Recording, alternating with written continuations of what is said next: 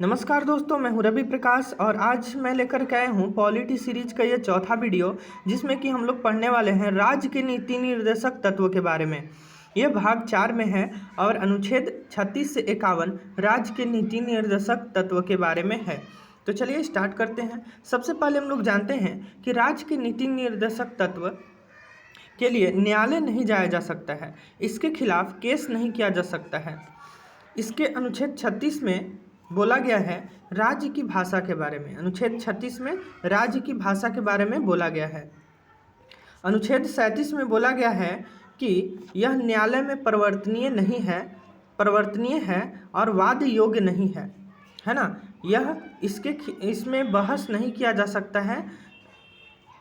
अनुच्छेद 38 में बोला गया है राज्य ऐसी सामाजिक व्यवस्था बनाएगा जिससे नागरिकों को सामाजिक, आर्थिक एवं राजनीतिक न्याय मिल सके।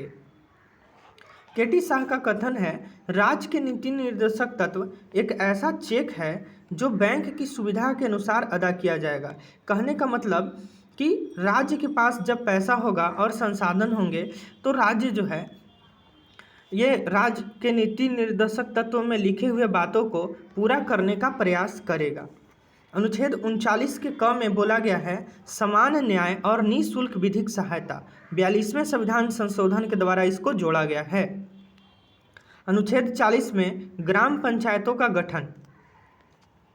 अनुच्छेद 41 कुछ दशाओं में काम, शिक्षा और सरकारी सहायता पाने का अधिकार, जैसे कि वृद्धा पेंशन और विधवा पेंशन। अनुच्छेद 42 में बोला गया है न्याय संगत और मानवेचित दशाओं का तथा प्रसूति सहायता का उपबंध। जैसे ऐसा जब सरकार कोई रोजगार देता है या काम देता है तो वो ऐसे जगहों पर ना दे दे जहाँ पे जान का खतरा हो, जहाँ पे रिस्क हो, वहाँ पे ऐसा दशा में रोजगार देने का काम राज्य नहीं करेगा, है ना। गर्भवती महिला से काम न करवाना, जो भी गर्भवती महिलाएं होंगी उनसे काम नहीं करवाना है। प्रसूति सहायता, गर्भवती महिलाओं को बच्चे को जन्म देने के समय सरकार जो है वो सहायता करेगा।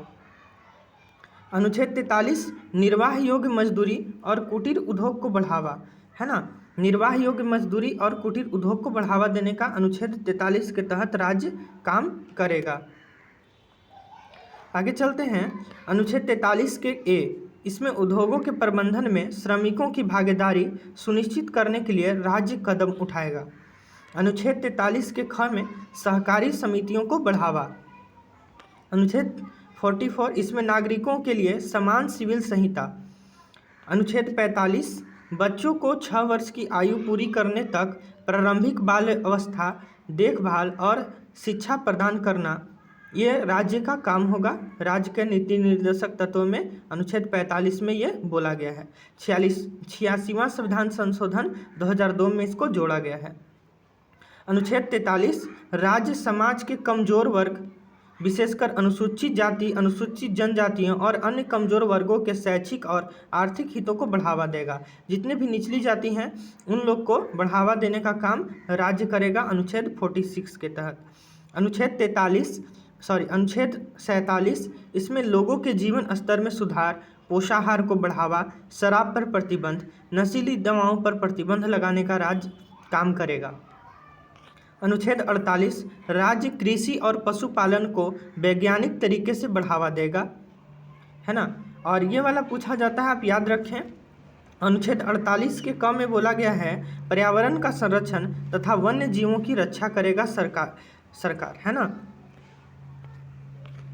अनुच्छेद 49 राष्ट्रीय महत्व के स्मारक स्थानों व वस्तुओं का संरक्षण राज्य करेगा। अनुच्छेद 50 में बोला गया है कार्यपालिका से न्यायपालिका अलग।